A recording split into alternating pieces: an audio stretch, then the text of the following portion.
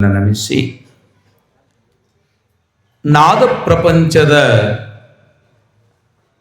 ಪ್ರಕಾಂಡ ಪಾಂಡಿತ್ಯವನ್ನ ಪಡೆದ ಲಿಂಗಲೋಲ ಲಿಂಗಪೂಜಾಲೋಲ ನಾದ ವೇದ ಎರಡನ್ನು ಭಕ್ತಿಯ ದಾರದಲ್ಲಿ ಪವಣಿಸಿದ ಪರಮಾತ್ಮ ರೂಪ ನಾದಯೋಗಿ ಶಿವಯೋಗಿ ಪಂಚಾಕ್ಷರ ಶಿವಯೋಗಿಗಳನ್ನ ಭಕ್ತಿಯಿಂದ ಶಿರಸಾಷ್ಟಾಂಗ ನಮಸ್ಕಾರಗಳೊಂದಿಗೆ ನಮಿಸಿ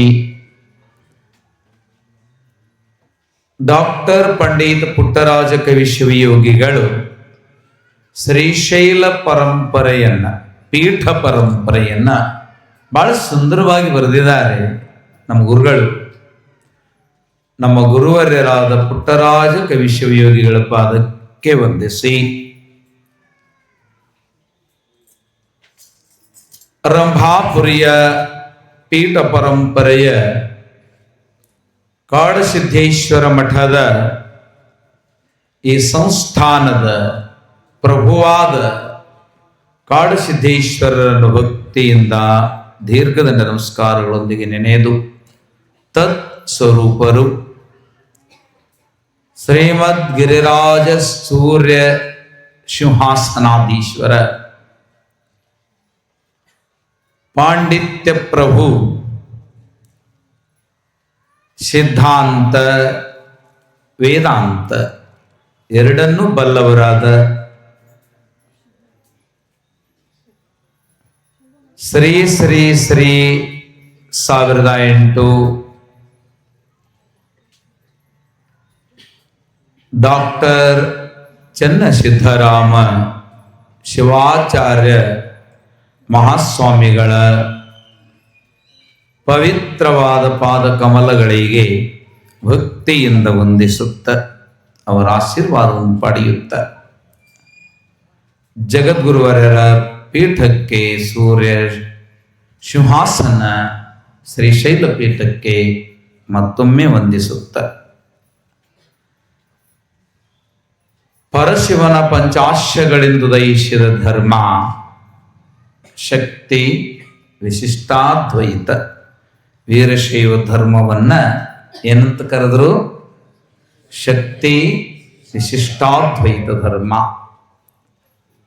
ಅದ್ವೈತವನ್ನ ಶಂಕರರು ಸ್ಥಾಪಿಸಿದರೆ, ಮಧ್ವರು ದ್ವೈತವನ್ನು ಸ್ಥಾಪಿಸಿದರೆ, ವಿಶಿಷ್ಟಾದ್ವೈತವನ್ನ ರಾಮಾನುಜಾಚಾರ್ಯರು ಪ್ರತಿಷ್ಠಾಪಿಸಿದರೆ, ಇವೆಲ್ಲವುಗಳನ್ನು ಸಂಕಲಿಸಿ ಯೋಗ್ಯವಾದದ್ದನ್ನ ಸಂಗ್ರಹಿಸಿ ಮನುಷ್ಯನಿಗೆ ಆರು ನಾನೆಂದು ಹತ್ತಿರ ತೋರುವ ಲಿಂಗವ ಕರುಣಿಸಿದ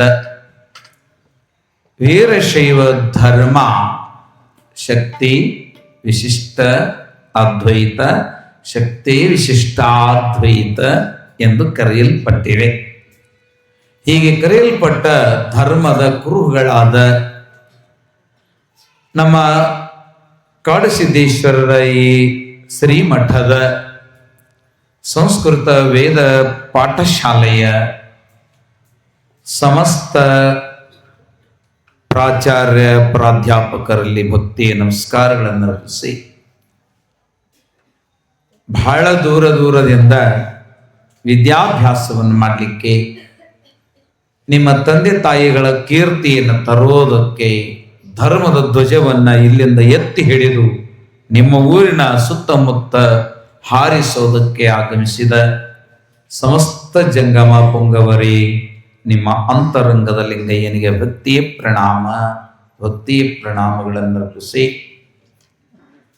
ಬಹಳ ಅದ್ಭುತವಾದ ತಬಲಾ ಚಾತುರ್ಯ ಪ್ರಾವೀಣ್ಯತೆಯನ್ನು ಪಡೆದ ವೀರೇಶ್ ಬಿ ಹಿರೇಮಠರಲ್ಲಿ ಬಹಳ ಸುಂದರವಾಗಿ ಹಾರ್ಮೋನಿಯಂ ನುಡಿಸುವ ಹಾಡುವ ಬಾಲಕ ಮನೋಜ್ ಬಿ ಬಡಗೇರ್ ಇವರಲ್ಲಿ ವ್ಯಾಸಪೀಠದ ಮಹಾಶಿವ ಪುರಾಣದಲ್ಲಿ ಭಗವಾನ ವೇದವ್ಯಾಸರಲ್ಲಿ ಭಕ್ತಿಯ ಪ್ರಣಾಮಗಳನ್ನು ಅರ್ಪಿಸಿ ನಿಮ್ಮೆಲ್ಲರ ಜೋರಾದ ಚಪ್ಪಾಳೆಯೊಂದಿಗೆ ಆರಂಭವನ್ನು ಮಾಡೋಣ.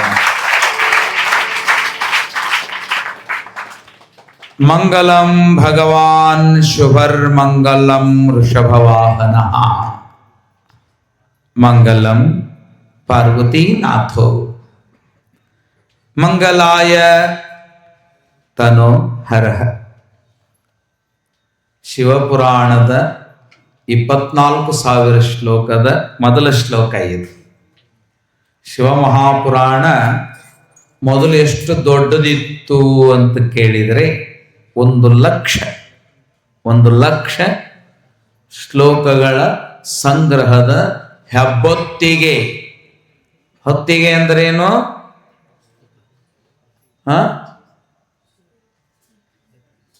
ಹೊತ್ತಿಗೆ ಎಂದರೇನು? ಪುಸ್ತಕ. ಹೊತ್ತಿಗೆ ಎಂದರೆ ಪುಸ್ತಕ. ಹೆಬ್ಬೊತ್ತಿಗೆ ಪುರಾಣ 1,00,000 ಶ್ಲೋಕದ, 1,000 ಅಲ್ಲ, 1,00,000 ಶ್ಲೋಕಗಳ ಸಂಗ್ರಹವಾದ ವೇದವ್ಯಾಸರು ವಿರಚಿಸಿದ ನಂದೀಶ ಷಣ್ಮುಖನಿಗೆ ಉಪದೇಶಿಸಿದ ಶಿವಮಹಿಮೆಯನ್ನ ನಂದೀಶ್ವರ. ಯಾರು? ನಂದೀಶ್ವರ ಯಾರು ಅಂತಂದ್ರೆ ಒಬ್ಬ ಮಹಾಋಷಿ ಮಕ್ಕಳಿಲ್ಲದಕ್ಕಾಗಿ ಒಂದು ತಪಸ್ಸನ್ನು ಮಾಡ್ತಾ ಇದ್ದಾನೆ. ಅವನಿಗೆ ಎಂತಹ ತಪಸ್ಸು ಇತ್ತು ಅಂದ್ರೆ ಕಲ್ಲನ್ನೇ ತಿನ್ನೋದು. ಅನ್ನವನ್ನಲ್ಲ, ನೀರನ್ನು ಇಲ್ಲ, ಕಲ್ಲನ್ನೇ ತಿಂದು ಅರಗಿಸಿಕೊಂಡು ಕಲ್ಲಿನಿಂದಲೇ ಹೊಟ್ಟೆ ತುಂಬಿಸಿಕೊಂಡು ತಪವ ಶಿವನನ್ನು ಕುರಿತು ಮಾಡುವ ಋಷಿ ಶಿಲಾದು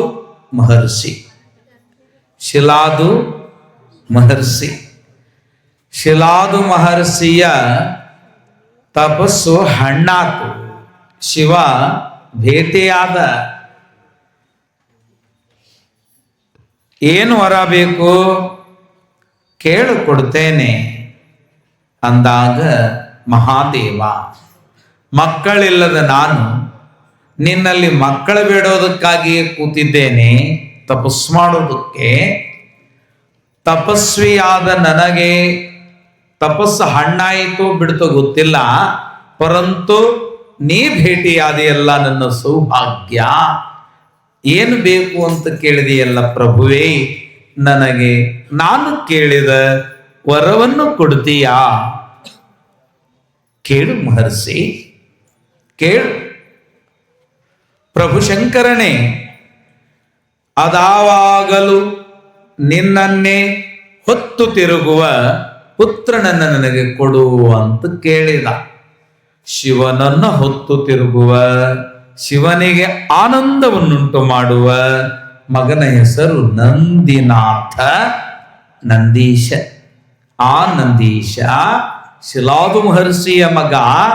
ಅವನು ಕೈಲಾಸದಲ್ಲಿ ಶಿವಮಹಿಮೆಯನ್ನ ಕುರಿತು ಶಿವನ ಸುಪುತ್ರನಾದ ಷಣ್ಮುಖನಿಗೆ, ಯಾರಿಗೆ? ಷಣ್ಮುಖನಿಗೆ ಹೇಳಿದ ಕಥಾಸಾರವೇ ಶಿವಮಹಾಪುರಾಣ.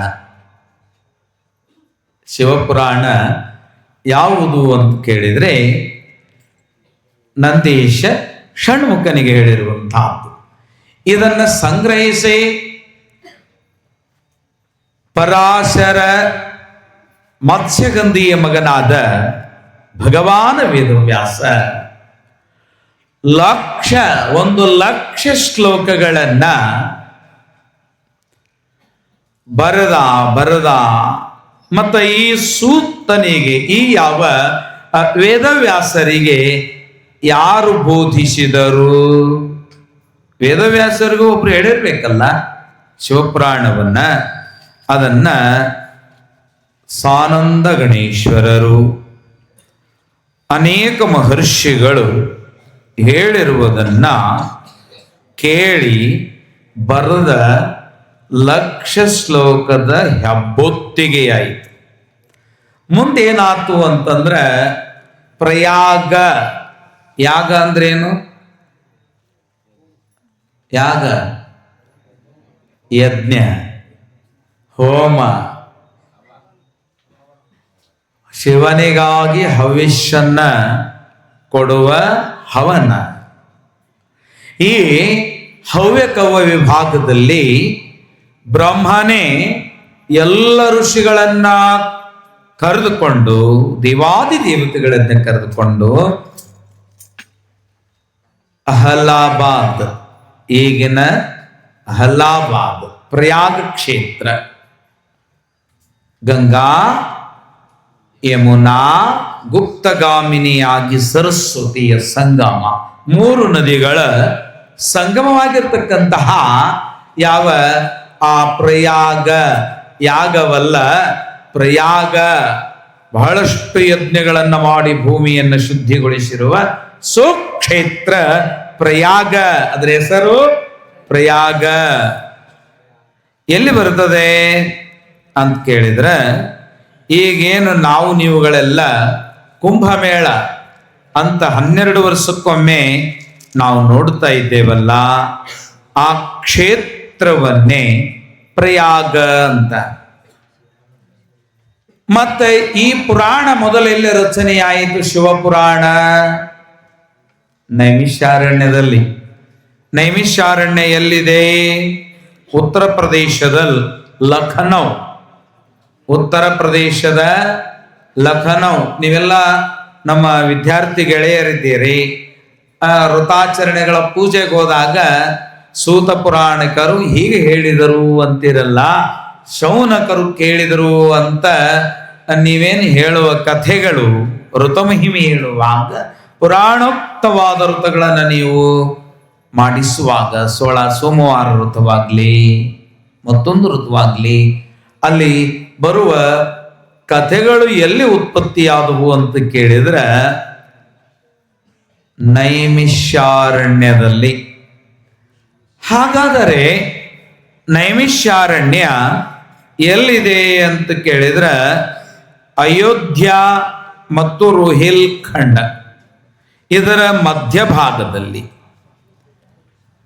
ರೋಹಿಲ್ಖಂಡದ ರೈಲ್ವೆ ನಿಲ್ದಾಣವಾದ ಶಾಂಡಿಲಾ ರೈಲ್ವೆ ಸ್ಟೇಷನ್ನಿನಿಂದ 24 ಮೈಲಿ ಅಂದ್ರೆ 38 ಕಿಲೋಮೀಟರ್ 62 ಮೀಟರ್ದಲ್ಲಿ ಇರುವಂತಹ ಉತ್ತರ ಪ್ರದೇಶದ ಲಖನೌ.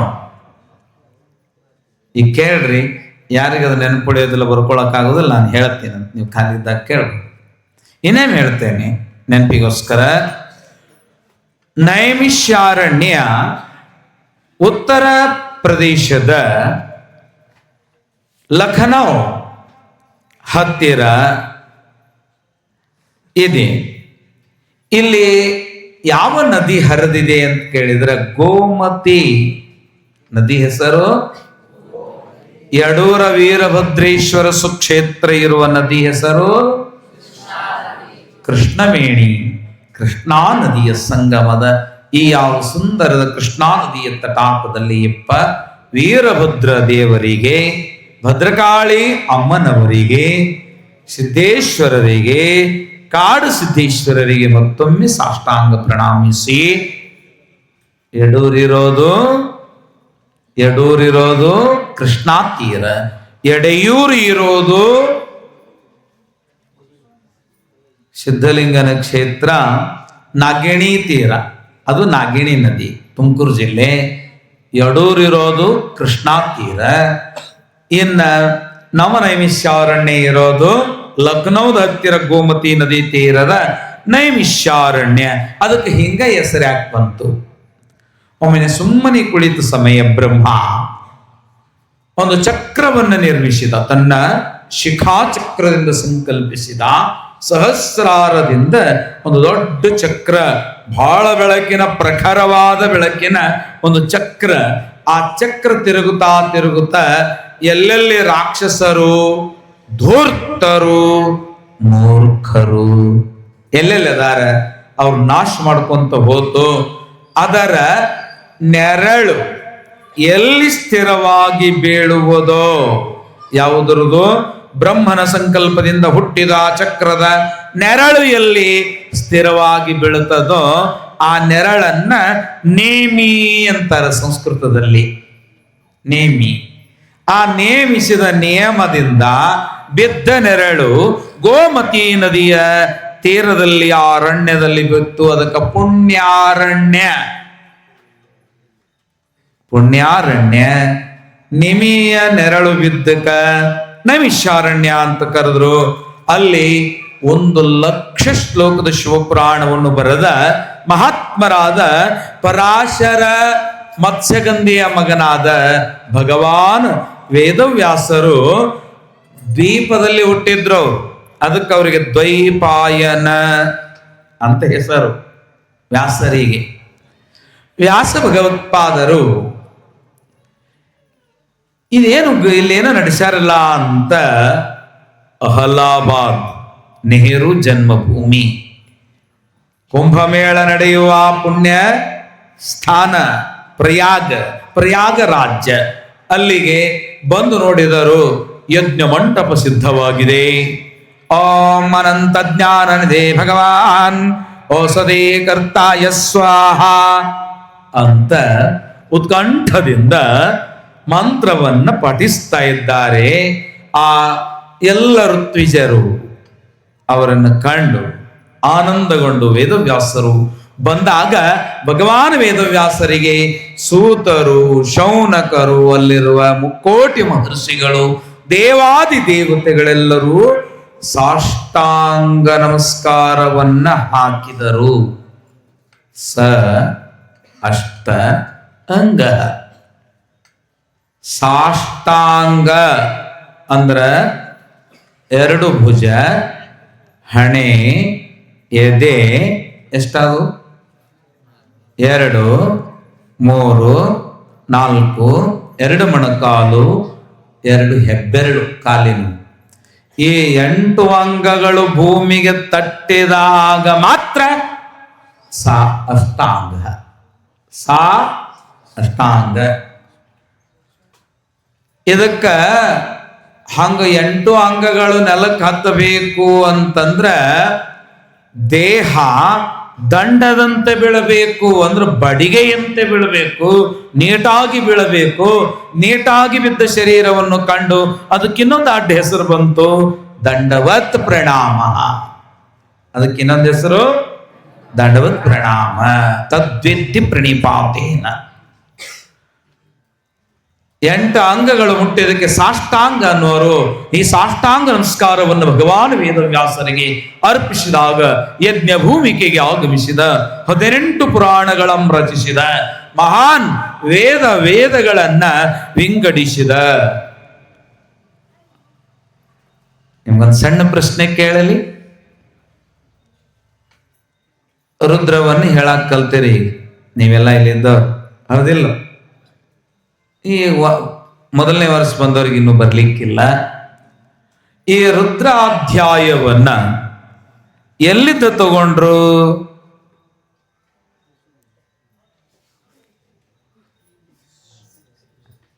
ಹೇಳ್ತೀನಿ. ಯಜುರ್ವೇದದ ರುದ್ರಾಧ್ಯಾಯವನ್ನ ಕೃಷ್ಣ ಯಜುರ್ವೇದದ ತೈತ್ತೇರಿಯ ಉಪನಿಷತ್ತಿನ ಭೃಗುವಲ್ಲಿಯ ಯಜುರ್ವೇದ, ಕೃಷ್ಣ ಯಜುರ್ವೇದ, ತೈತೇರಿಯ ಉಪನಿಷತ್ತು, ಭೃಗುವಲ್ಲಿಯಿಂದ ರುದ್ರವನ್ನ ಜನರುದ್ಧಾರಕ್ಕಾಗಿ ತೆಗೆದವರು ಯಾರು ಅಂದ್ರೆ ಭಗವಾನ್ ವೇದವ್ಯಾಸರು. ಅಂತಾರುಷಿ ಮನುಕುಲವ ಉದ್ಧಾರ ಮಾಡಲು ಆಗಮಿಸಿದ ಮಹಾಋಷಿ ವೇದವ್ಯಾಸರೇ. ಈ ಯಜ್ಞ ಮಂಟಪಕ್ಕೆ ತಮಗೆ ಸ್ವಾಗತ. ಅಗ್ರಪೀಠವನ್ನು ಅಲಂಕರಿಸಿರಿ. ನಮಗೆ ಮಹಾದೇವನ ಸಾಧ್ಯಾಂತವಾದ ಮಹಿಮೆಯನ್ನ ಹೇಳ್ರಿ ಅಂತಂದಾಗ ಎಲ್ಲರನ್ನ ನೋಡಿ ಪರಮ ಅಂತಃಕರಣದಿಂದ ಅಂದೊಮ್ಮೆ ರಚಿಸಿದ ಶಿವಪುರಾಣ 1,00,000 ಶ್ಲೋಕಗಳನ್ನ ಸಂಕ್ಷಿಪ್ತಗೊಳಿಸಿ 24,000 ಶ್ಲೋಕದಲ್ಲಿಯೇ ಹೇಳಿದರು. ಆ ಭಾಗವನ್ನ 24,000 ಶ್ಲೋಕದ ಏನು ಭಾಗದ ಈ ಸಂಪೂರ್ಣ ಶಿವಪುರಾಣ ಸಿಗಬೇಕು ಅಂತಂದ್ರೆ ಪೂರ್ಣಾನಂದ ಯೂನಿವರ್ಸಿಟಿ ಕಾಶಿ ಬನಾರಸ್ನಲ್ಲಿ ಅದ. ಅದನ್ನ ಮೈಸೂರು ಮಹಾರಾಜರು ಜಯ ಚಾಮರಾಜೇಂದ್ರ ಒಡೆಯರು ಕನ್ನಡದಲ್ಲಿ ಭಾವಾರ್ಥ ಸಹಿತ ಮೂಲ ಶಿವಪುರಾಣವನ್ನ 7 ಸಂಹಿತೆಯಲ್ಲಿ ಸಂಕ್ಷಿಪ್ತವಾಗಿ ನೈಮಿಷಾರಣ್ಯದಲ್ಲೆಲ್ಲ ಪ್ರಯಾಗದಲ್ಲಿ ಹೇಳಿದ 24,000 ಶ್ಲೋಕದ ಶಿವಪುರಾಣದ ಗಂಟನ್ನ ಮೊಟ್ಟ ಮೊದಲು ಮುದ್ರಣ ಮಾಡಿದರು. ಆ ಪುರಾಣವನ್ನ ನಿನ್ನೆ ದಿವಸ ಪರಮ ಪೂಜ್ಯರ ಅಮೃತ ಹಸ್ತದಿಂದ ಉದ್ಘಾಟನೆಗೊಂಡಿದೆ. ಈ ಪುರಾಣ ಯಾರು ಕೇಳ್ತಾರ, ಯಾರು ಕೇಳುವರು, ಯಾರು ಹೇಳುವರು, ಮತ್ತ ಹೇಳಿ ಕೇಳಿದ ಮೇಲೆ ಇದರ ಫಲ ಪೂರ್ಣ ಸಿಗೋದಕ್ಕೆ ಬಂಗಾರದ ಲಿಂಗವೋ ಇಲ್ಲ ಬೆಳ್ಳಿಯ ಲಿಂಗವೋ ಅದು ಇಲ್ಲ. ನಿಮಗೆ ತಿಳಿದ ಪಂಚಲೋಹದ ಲಿಂಗವನ್ನ ಓಂ ನಮಃ ಶಿವಾಯ ಎಂದು ಬಿಲ್ವಪತ್ರೆ ಮೇಲೆ ಬರೆದು ಪುರಾಣಿಕರಿಗೆ ದಕ್ಷಿಣೆ ಸಹಿತವಾಗಿ ಕೊಟ್ಟರೆ ಸಂಪೂರ್ಣ ಫಲ ಅಂತ ಮೊಟ್ಟ ಮೊದಲ ಅಧ್ಯಾಯದಲ್ಲಿ ಹೇಳಿಕೊಂಡು ಬರ್ತಾರೆ. ಪುರಾಣ ಮಹಿಮೆ ಇದು ಆಗದ ಬಡವರು ಏನ್ ಮಾಡಬೇಕು ಅಂತ ಕೇಳಿದರೆ, ಮೃತ್ತಿಕಾಲಿಂಗವನ್ನೇ ಮಣ್ಣಿನ ಈಶ್ವರ ಲಿಂಗವನ್ನ ಬಿಲ್ವದಳದ ಮೇಲೆ ಓಂ ನಮಃ ಶಿವಾಯವೆಂದು ಬರೆದು ಒಂದು ಹೂವನ್ನ, ಒಂದು ಪತ್ರಿಯನ್ನ ಮುಂದಿಟ್ರೆ ಸಾಕು, ಸರ್ವ ಪುಣ್ಯ ಲಭೇತ್, ಎಲ್ಲ ಪುಣ್ಯ ಸಿಗ್ತದಂತೆ. ಇಂಥ ಪುಣ್ಯ ಈ ಪುರಾಣಕ್ಕೆ ಇರುವ ಭಾಗ್ಯ ಮತ್ತೊಂದಕ್ಕೆ ಇಲ್ಲವೆಂದು ಭಗವಾನ್ ವೇದವ್ಯಾಸರೇ ಹೇಳ್ತಾರೆ, ಅವರೇ ಹೇಳ್ತಾರೆ. ಈ ಪುರಾಣದೊಳಗ ನಾವು ನಿನ್ನೆ ಒಂದೇ ಒಂದು ಶ್ಲೋಕ ಬುದ್ಧಿಗಳ ಪಾದದಲ್ಲಿ ಅರ್ಪಣೆ ಮಾಡಿದೆವು.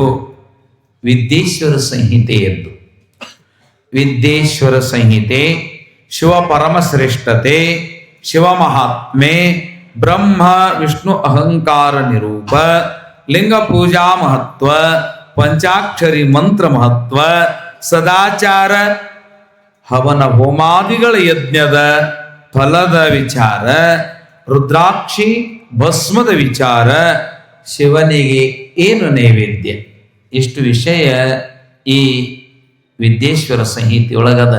ಒಟ್ಟು 7 ಸಂಹಿತೆ ಅದಾವ. ಆರಂಭವಾಗಿದ್ದು 4 ದಿವಸಕ್ಕೊಂದು ಸಂಹಿತೆ ಅಥವಾ 3 ದಿವಸಕ್ಕೊಂದು ಸಂಹಿತೆ ಮಾಡಿ 32 ದಿನದಲ್ಲಿ ಪರಮಾತ್ಮನಿಗೆ ನಿವೇದನೆ ಮಾಡಲು ಅಳಿಲ ಪ್ರಯತ್ನವನ್ನು ಮಾಡ್ತೇನೆ. ಈ ಪುರಾಣವನ್ನ ನಾನು ಚಿಕ್ಕವನಾಗಿರುವಾಗ 6.5 ವರ್ಷ ಮುಗಿದು 7 ವರ್ಷದವನಿದ್ದಾಗ ನಮ್ಮ ತಂದೆ ನನಗೆ ಕಲಿಸಿರುವಂತಹ, ಅವ್ರ ಪಾದಕ್ಕೂ ಹೊಂದಿಸಿ, ಶಿವ ಪರಮ ಶ್ರೇಷ್ಠತೆ, ಎಂಥ ಶ್ರೇಷ್ಠತೆ ಇದು ಸಿಗಬೇಕಾದ್ರೆ ಯಾರು ಈ ಪುರಾಣವನ್ನ ಆ ಪ್ರಯಾಗ ಕ್ಷೇತ್ರದಲ್ಲಿ ಇದ್ರಲ್ಲ, ಚಂದ್ರಕೋಡು ಪ್ರಯಾಗ ಕ್ಷೇತ್ರದಲ್ಲಿ ಇದ್ರಲ್ಲ ಋಷಿಗಳಿಗೆ, ದೇವತೆಗಳಿಗೆ ಯಾರು ಹೇಳಿದ್ರು ಅಂತಂದ್ರೆ ಸೂತರು ಹೇಳಿದರು, ಶೌನಕ ಮೊದಲಾದ ಋಷಿಗಳು ಕೇಳಿದರು. ಯಾಕೆ ಕೇಳಿದ್ರು ಅಂದ್ರೆ ತಮ್ಮ ನೆವದಿಂದ ಭೂಲೋಕದ ಜನರಿಗೆ ಅದು ತಿಳಿಲಿ ಅಂತ ಕೇಳಿದರು. ಸೂತ ಯಾರು ಮಗ ಅಂದ್ರ ಉಗ್ರಶ್ರವಸ ಮತ್ತು ಸೌತಿ ದೇವಿ, ಉಗ್ರ ಶ್ರವಸ ಮತ್ತು ಸೌತಿ ದೇವಿಯರ ಮಗ ಈ ಮಹರ್ಷಿ ಸೂತ ಮುನಿ. ಶೌನಕರು ಮಹಾತ್ಮರವರು, ಸನಕ ಸನಂದ ಮೊದಲಾದ ಗಣೇಶರ ಸಾಲಿನಲ್ಲಿರುವಂಥವರು. ಸುಮ್ಮನೆ ಪುರಾಣ ಹೇಳಿ ಹೋಗ್ಬೋದಿತ್ತು, ನಿಮ್ಮೆಲ್ಲರೂ ನೋಡಿದ್ರೆ ಎಷ್ಟು ಖುಷಿ ಆಗ್ತದೆ. ತಾಯಿ ತಂದೆಯನ್ನು ಬಿಟ್ಟು, ನಿಮ್ಮ ಹುಟ್ಟಿದ ಊರು ಬಿಟ್ಟು, ಗುರುಗಳು ಹೇಳುವ ಪಾಠವನ್ನ ಭಾಳ ಲಕ್ಷ್ಯ ಕೊಟ್ಟು ಕಲಿಯುವ ನಿಮ್ಮೆಲ್ಲರೂ ನೋಡಿದ್ರೆ ವಂಚನಾ ಮಾಡಬಾರದು, ಹೇಳಬೇಕು ಅನ್ನುವ ಆಸೆ ನನಗೆ. ನೀವೆಲ್ಲರೂ ಲಕ್ಷ್ಯ ಕೊಟ್ಟು ಕೇಳಬೇಕು. ನಿಮಗೊಂದು ಜೋರಾದ ಚಪ್ಪಾಳೆ ನನ್ನ.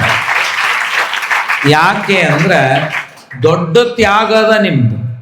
ತಂದೆ ತಾಯಿ ಬಿಟ್ಟು ಬಂದಿದ್ದಲ್ಲ, ಹುಟ್ಟಿದ ಊರು ಬಿಟ್ಟು ಬಂದಿದ್ದಲ್ಲ, ಮೊಬೈಲ್ ಬಿಟ್ಟು ಅದಿರಲ್ಲ. ಇದಕ್ಕಿಂತ ದೊಡ್ಡ ತ್ಯಾಗ ಜಗತ್ತಿನೊಳಗೆ ಇಲ್ಲ ಈಗ ಸಾಧ್ಯ. ನಮ್ಮ ಆಶ್ರಮದೊಳಗೆ ಈ ಪದ್ಧತಿ ಬರಲಿ ಅಂತ ನಾ ದೇವರೆಲ್ಲ ಬೇಯಿಸ್ತೀನಿ. ವೀರೇಶ್ವರ ಪುಣ್ಯಾಶ್ರಮದಲ್ಲಿ ಎಲ್ಲಾರ ಕೈಯಾಗ ಒಂದೊಂದು ದೊಡ್ಡ ದೊಡ್ಡ ಪಾಟಿ ಚೀಲದಂಗೆ ಇರ್ತಾವ.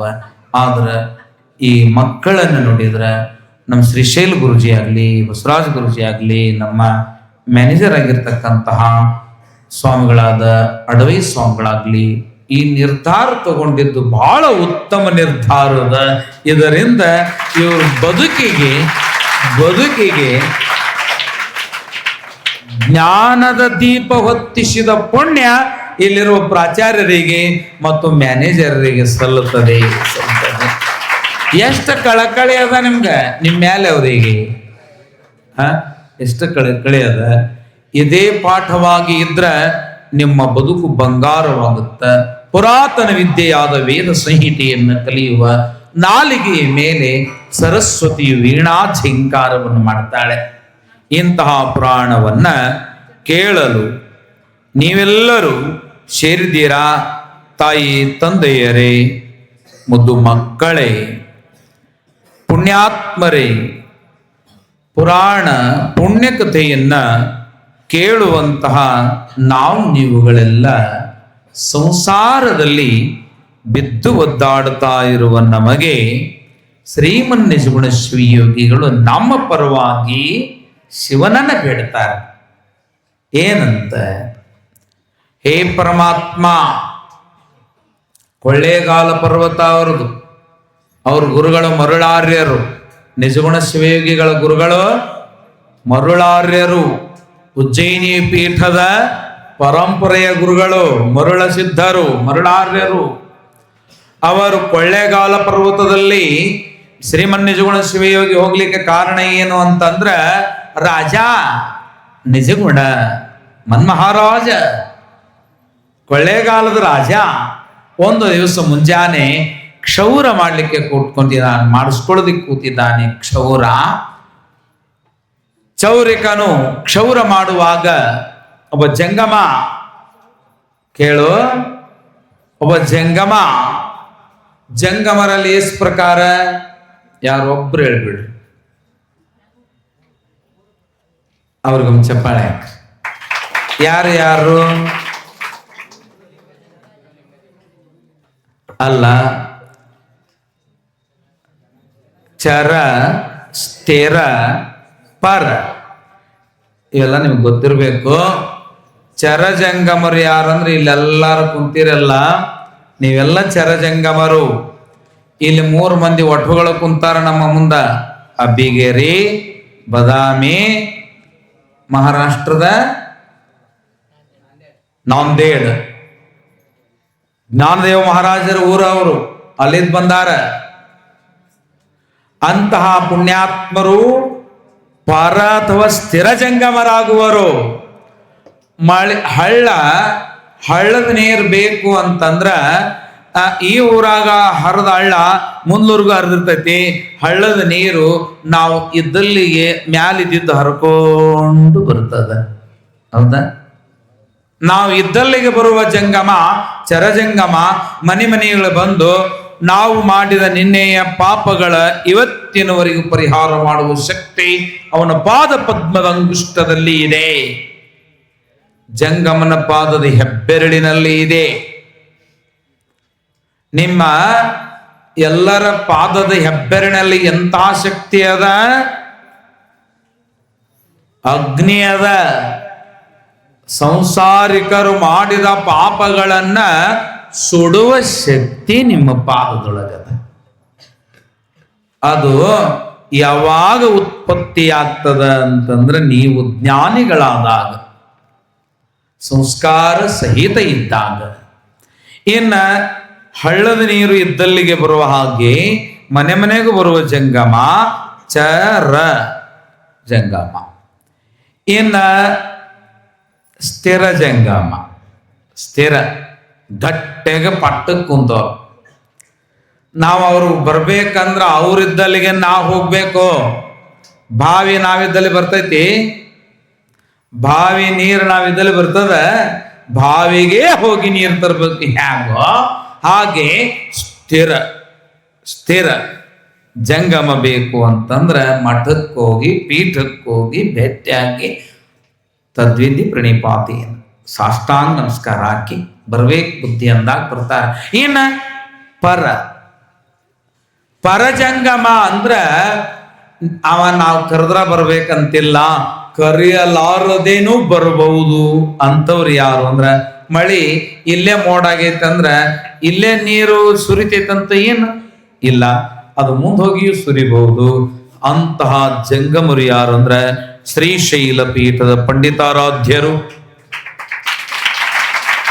ರೇಣುಕಾಚಾರ್ಯರು, ಉಜ್ಜಯಿನಿಯ ಮರುಳಾರಾಧ್ಯರು, ಮಹಾ ಶಿವ ವೀರಭದ್ರದೇವರು ಲಿಂಗೋನ್ಮುಖವಾಗಿ ಉದ್ಭವಿಸಿದ್ದಾರೆ ಕೃಷ್ಣಾ ತೀರದಲ್ಲಿ ಅಂತ ಗುರುತು ಹಿಡಿದು ತೋರಿದ ಕಾಡಸಿದ್ದೇಶ್ವರರಂತವರು ಪರಕ್ಕೆ ಪರಜಂಗಮರು. ಅದಕ್ಕೆ ನೀವು ಯಾರ್ಯಾರಿದ್ರಾಗ ಯಾವ್ಯಾವ ಪೈಕಿ ಎದಿರಿ ನೆನಪಡಬೇಕು ಅಂತ ನಿಮ್ಮಲ್ಲಿ ನಮಸ್ಕರಿಸಿ, ಸ್ಥಿರ ಚರ ಪರ ಅಷ್ಟಾವರಣ ಅಂದ್ರೆ ಯಾವುವು?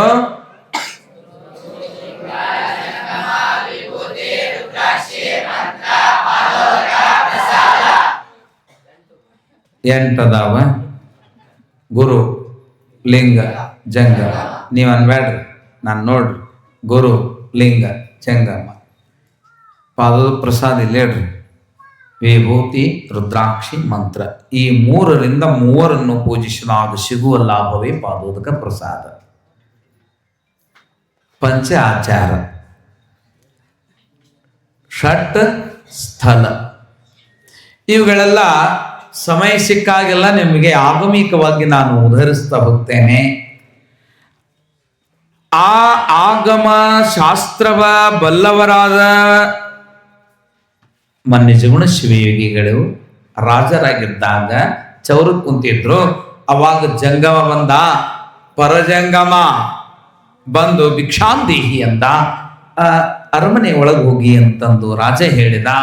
ಒಳಗೆ ಹೋದಾಗ ರಾಣಿ,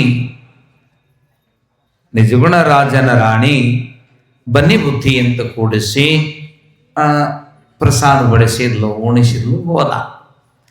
ಕ್ಷೌರ ಸ್ನಾನ, ಲಿಂಗ ಪೂಜಾ ಮುಗಿಸಿದ ನಿಜಗುಣ ಶಿವಯೋಗಿ ಪ್ರಸಾದಕ್ಕೆ ಕುಳಿತಾಗ ಮಾಡಿದ ಪಾತ್ರೆಯನ್ನು ತಂದಿಟ್ಟು ರಾಣಿ ನೀಡುವಾಗ ತಿತಿಕ್ಷಮತಿ, ಸೂಕ್ಷ್ಮ ಬುದ್ಧಿ ಅದರಿಂದ ನೋಡ್ತಾ ಇದ್ದಾನೆ ರಾಜ. ಇದೀಗ ಬಂದ ಜಂಗಮನಿಗೆ ಏನು ನೀಡಿದೆ?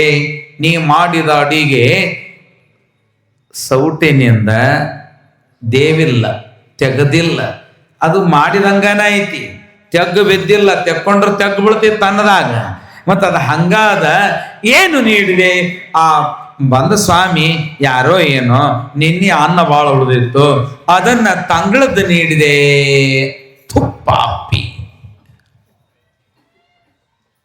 ನನ್ನ ಗಂಡನಿಗೆ ತಂಗಳನ್ನ, ನಿನ್ನ ಗಂಡನಿಗೆ ಮೃಷ್ಟಾನ್ನ. ಇಂತಹ ಪಕ್ಷಪಾತದ ಈ ದಾಂಪತ್ಯ ಜೀವನ ನನಗೆ ಬೇಡ ಅಂತ ವೈರಾಗ್ಯವನ್ನು ತಳೆದ. ಕೊಳ್ಳೇಗಾಲಕ್ಕೆ ಹೋದ, ಬೆಟ್ಟಕ್ಕೆ ಹೋದ. ಅಲ್ಲಿ ಮರುಳಾ ಸಿದ್ಧರಿದ್ದರು. ಮರುಳಾರ್ಯರ ಕಡೆಯಿಂದ ಲಿಂಗ ದೀಕ್ಷೆಯ ಅನುಗ್ರಹ ದೀಕ್ಷೆಯನ್ನು ಮಾಡಿಕೊಂಡ. ದೀಕ್ಷೆ ಎಷ್ಟದಾವಂತ ನಮ್ಮ ಪ್ರಸಂಗ ಬಂದಾಗ ಹೇಳ್ತೇನೆ. ಗರ್ಭಾಷ್ಟರಲ್ಲಿ ಗರ್ಭಕ್ಕೆ ಧಾರಣೆ ಲಿಂಗ, ತೊಟ್ಟಿಲದಾಗ ಲಿಂಗ ಕಟ್ಟೋದು, ಒಟ್ಟು ಹಿಂಗೆಲ್ಲ ಸಂಪ್ರದಾಯದ. ಸಮಯ ಬಂದಾಗ ಒಂದೊಂದು ನೋಡೋಣ. ಈ ಅನುಗ್ರಹವನ್ನು ಪಡೆದ ನಿಜಗುಣ ತಪಸ್ವಿಯಾಗಿ ತಪಸ್ಸ ಮಾಡಿ ಆ ಲಿಂಗ ಶಂಭುಲಿಂಗ ಅಂತ ಏನಿತ್ತಲ್ಲ, ಆ ಲಿಂಗದ ಮುಂದೆ ಕೂತ್ಕೊಂಡು ಹೇಳ್ತಾ ಇದ್ದಾನೆ. ಅವ ಹೇಳಿದ್ದು ಅದು ಸತ್ಯವೂ ಸರಿಯೂ ಇದ್ದರೆ ಲಿಂಗ ಹೀಗೆ ಗೋಣ ಹಾಕ್ತಿತ್ತು. ಅದು ತಪ್ಪು ಅಂತಂದ್ರೆ ಹಿಂಗ ತಲೆ ಅಲ್ಲ ಅಲ್ಲ ಅಂತ ಅಲ್ಲಾಡಿಸ್ತಿತ್ತು. ನಮ್ಮ ನುಡಿ ಹೇಗಿರಬೇಕು? ನುಡಿದರೆ ಮುತ್ತಿನ ಹಾರ, ನುಡಿದರೆ ಸ್ಫಟಿಕದ ಸಲಾಕೆ, ನುಡಿದರೆ ಮಾಣಿಕ್ಯದ ದೀಪ್ತಿ, ನುಡಿದರೆ ಅಸ್ಖಲಿತ, ಲಿಂಗ ಮೆಚ್ಚೆ ಅಹುದನ್ಬೇಕು ನಮ್ಮ ಮಾತು ಕೂಡ. ಹಾಗಾಗ್ಬೇಕಂದ್ರೆ ನಾವೆಷ್ಟು ಮನೋನಿಗ್ರಹ ಮಾಡಬೇಕು. ನೋಡು ನೀನೇ ಎನ್ನ ಪರಿಭವದ ಬಾಧೆಯನ್ನು ಕೃಪೆ ಮಾಡು, ಬೇಗದೊಳಗೆ ಅಭಯವನ್ನು ಕೊಡು. ಹೇ ಶಿವನೇ, ಪರಮಾತ್ಮನೇ ಕೊಡು. ಪರಮಾತ್ಮನೇ ಅಭಯ ಅಂದ್ರೆ ಭಯವಿಲ್ಲದ್ದು ನನಗೆ ಕೊಡು. ಆಗ ಈಶ್ವರ ಕೇಳಿತು, ಲಿಂಗ ಕೇಳಿತು, ಲಿಂಗ ಮಾತನಾಡಿತು. ಭಕ್ತನ ಜೊತೆಯಲ್ಲಿ ಲಿಂಗ ಮಾತನಾಡಿತು. ಲಿಂಗ ಮಾತಾಡುವಂಗಿರ್ಬೇಕು ನಾವು. ಹೆಂಗ? 1904 ಅಖಿಲ ಭಾರತ ವೀರಶೈವ ಮಹಾಸಭೆಯನ್ನ ಕೂಡಿಸ್ಬೇಕಾದ್ರ ಅವಾಗ ಇದರಂಗ ಫೋನು, ಪೇಪರು ಇಂಥವೇನು ಇರಲಿಲ್ಲಲ್ಲ. ಮತ್ತ ಯೋಗಿಗಳು ಹೆಂಗ ಮಂದಿ ಕುಡಿಸಿದ್ರು? ಇಡೀ ಭಾರತದ ಕಾಶ್ಮೀರದವರೆಗೆ ಕನ್ಯಾಕುಮಾರಿಯಿಂದ ಎಲ್ಲ ಜಂಗಮರನ್ನ ಒಂದೇ ಛತ್ರದಲ್ಲಿ ಕೂಡಿಸ್ಬೇಕಾದ್ರೆ ಹೆಂಗ್ ಕರೆದ್ರಂದ್ರ ಲಿಂಗಯ್ಯ ನಂಗಯ್ಯ ಸ್ಥಳದಲ್ಲಿ ತ್ರಾಟಕ ಯೋಗ. ಅದಕ್ಕೆ ಯಾವ ಯೋಗ ಅಂತಾರ? ತ್ರಾಟಕ ಯೋಗದಲ್ಲಿ ನಿಡುದಿಟ್ಟಿಯನ್ನಿಟ್ಟು ಹಿಂಗ ನಾವು ಮಾಡಾಕತ್ತೀವಿ, ನೀವೆಲ್ಲರೂ ಬರ್ರಿ ಅಂತಂದ್ರ ಲಿಂಗದಿಂದ ಮಾತನಾಡಿಸಿದ್ರು.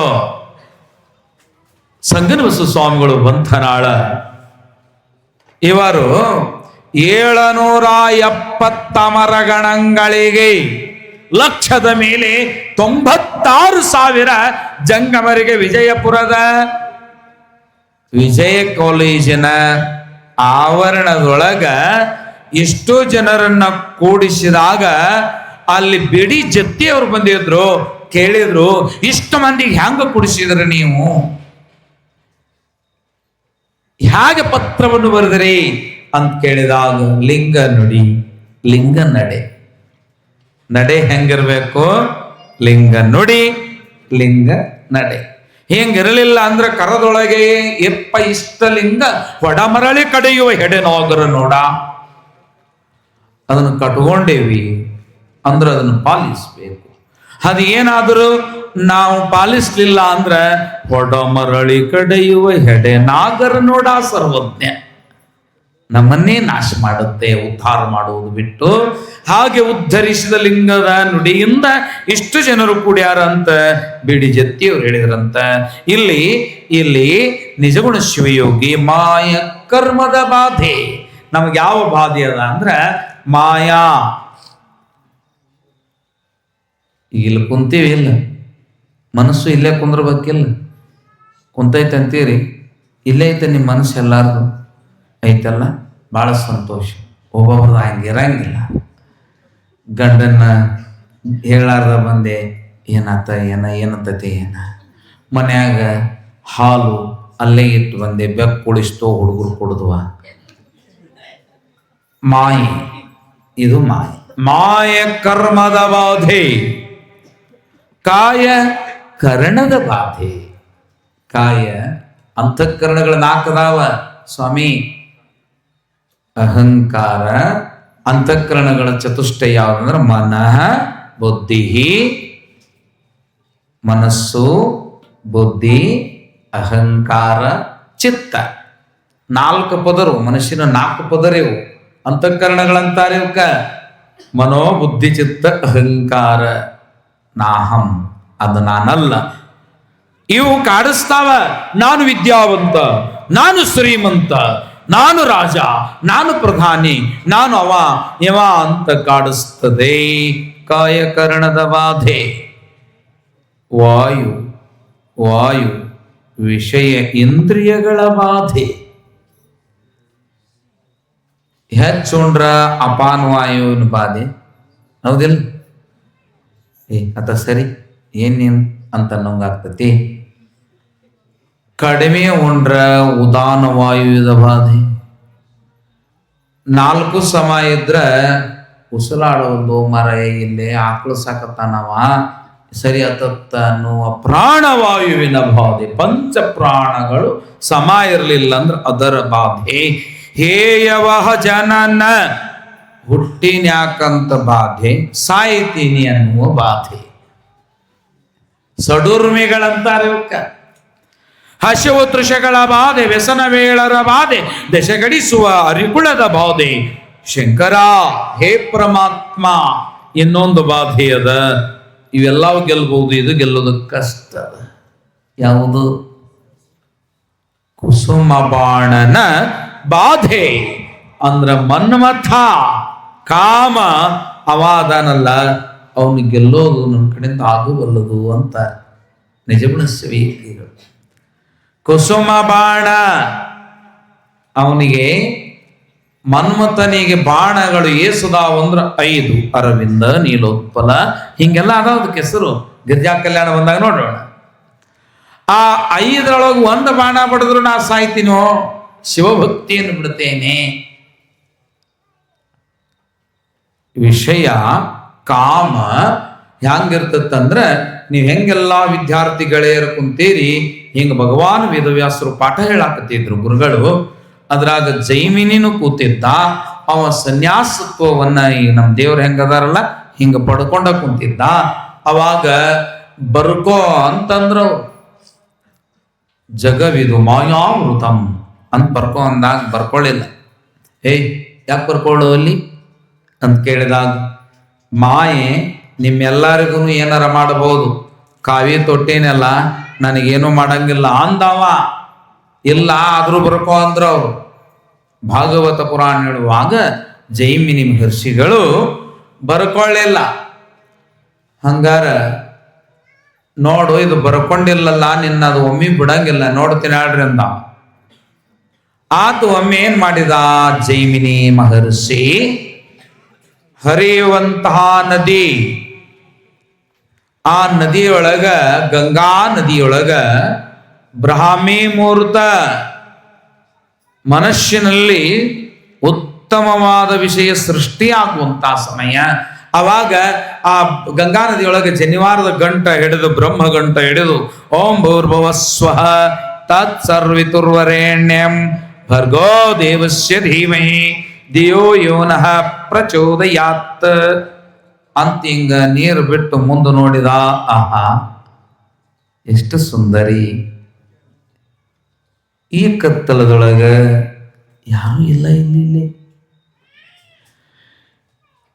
ಈ ನಸುಕಿನ ಹೊತ್ತಿನಲ್ಲಿ ವ್ಯಾಘ್ರಗಳು, ಕರಡಿಗಳು, ಸೂಕರಗಳು ಬರುವಾಗ ಆ ಅಬಲೆ ಗಾಯತ್ರಿ ಮಂತ್ರನೂ ಮರ್ತ, ಜನಿವಾರ ಗಂಟುನೂ ಮಿಟ್ಟ, ಬಂದು ಮುಂದೆ ಕೇಳಿದ, ಏನ್ರಿ ನಿಮ್ಗೆ ಕೇಳ್ತೀನಿ, ಯಾರು ನೀವು ಅಂದಾಗ, ಅಂಥದ್ದು ಹೆಣ್ಣು, ಸ್ವಲ್ಪ ಹೊಳ್ರಿ, ನನ್ನ ನೋಡ್ರಿ ಅಂದಾಗ, ಆಹಾ ನನ್ನ ನೋಡು ಅಂತೀಯಲ್ಲ, ಅಬಲೆಯಾದ ಹೆಂಗೂಸನ್ನ ಈ ರಾತ್ರಿಯ ಈ ಬ್ರಾಹ್ಮಿ ಮುಹೂರ್ತದ ಕತ್ತಲಲ್ಲಿ ಮಾತನಾಡಿಸೋದಕ್ಕೆ ಸನ್ಯಾಸಿಯಾದ ನನಗೆ ನಾಚಿಕೆಯಾಗೋದಿಲ್ವೇ? ಇಲ್ಲಿ ಯಾರಿದ್ದಾರೆ ನಾಚಿಕೆಯಾಗೋದಕ್ಕೆ? ಆ ಹೆಣ್ಣು ಹೇಳಿತು, ಮೂರ್ಖ, ಸನ್ಯಾಸತ್ವವು ಭಗವಂತನ ಸೇವಾ ನಿರತವು. ನನ್ನ ನೋಡದೆ ಮುಂದೆ ಹೋಗ್. ಇಲ್ಲ ಪಾಪ, ಕತ್ತಲಲ್ಲಿ ಇಲ್ಲಿ ಪ್ರಾಣಿಗಳು ಭಾಳ ಅದಾವ, ಅವು ಅದಾವ, ಇವು ಅದಾವ, ದೆವ್ ಅದಾವ, ಭೂತ ಅದಾವ, ಒಬ್ಬಕ್ಕಿನ್ನ ನಿನ್ನ ನೋಡಿ ಹೇಗೆ ಬಿಟ್ಟು ಹೋಗ್ಲಿ ನಾನಂದವ. ಅಲ್ಲಿ ಏನು ಬರ್ಕೊಳ್ಳಿಲ್ಲವ, ಜಗವಿದು ಮಾಯಾವೃತವಾಗಿದೆ ಅಂತ ಹೇಳಿದ್ ಬರ್ಕೊಂಡಿದ್ದಿಲ್ಲ. ಇಲ್ಲೇನಾದ ಕುಸುಮ ಬಾಣನ ಬಾಧೆ. ಅವಾಗ ಅಲ್ಲಿರ್ತಕ್ಕಂಥ ಸಮಯದೊಳಗ, ಇಲ್ಲ ದಯವಿಟ್ಟು ಮ್ಯಾಲೆ ಬರ್ರಿ, ನಿನ್ ನೋಡಿದ್ರೆ ಬಹಳ ಅಂತಃಕರಣ ಹುಟ್ಟುತ್ತೆ ನನಗೆ.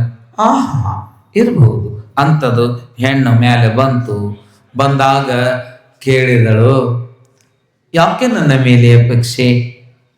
ನಾನು ಅಬಲೆ, ನನಗೆ ಯಾರೂ ಇಲ್ಲ. ಹಂಗಾರ ನನಗೂ ಯಾರಿಲ್ಲ ಅಂದಿವ. ಇಬ್ರು ಒಂದಾದ್ವಲ್ಲ, ನನಗೂ ಯಾರಿಲ್ಲ. ಎಷ್ಟು ಶಾಣೆದ ಹುಡುಗರು. ನಿನಗೂ ಯಾರು ಇಲ್ಲ, ನನಗೂ ಯಾರು ಇಲ್ಲ. ಅದಕ್ಕೆ ನನ್ನ ಹೇಳು ಏನಂತಿ? ನನ್ನ ಮದುವೆ ಆಕಿಯ ಅಂತ ಕೇಳಿದ. ಮೂರ್ಖ, ನನ್ನ ಮದುವೆ ಆಗುವಂತ ಕೇಳ್ತೀವಿ ಒಮ್ಮಿಂದೊಮ್ಮಲೆ? ತಪ್ಪೇನು? ನಾನು ಯೌವನದಲ್ಲಿದ್ದೇನೆ, ನೀನು ಹಂಗದಿ, ನನ್ನ ಮಾಡ್ಕೋ ಅಂತ ಅಂದಾಗ ನನ್ನನ್ನೇ ಮದುವೆಯಾಗುವಂಥವರು ಹೆಗಲ ಮೇಲೆ ಹೊತ್ಕೊಂಡು 101 ಹೆಜ್ಜೆ ನಡಿಬೇಕು. ಅವಾಗ ಅವ್ರು ಹೊತ್ಕೊಂಡು ನಡೆದ ಮೇಲೆ ಇಳಿದ ಮೇಲೆ ನಾ ನಮಸ್ಕಾರ ಮಾಡ್ತೇನೆ ಅವನಿಗೆ. ಅವಾಗ ಮದುವೆ ಹಾಕೇನಂತ ನಂದು ಪ್ರಮಾಣದ. ನೀ ಮತ್ತೆ ನನ್ನ ಯಾರು ನೋಡ್ತಾರ? ಹೊರತೀನಂತ ಕುಂತ ಬಿಟ್ಟಿ ಮಗ.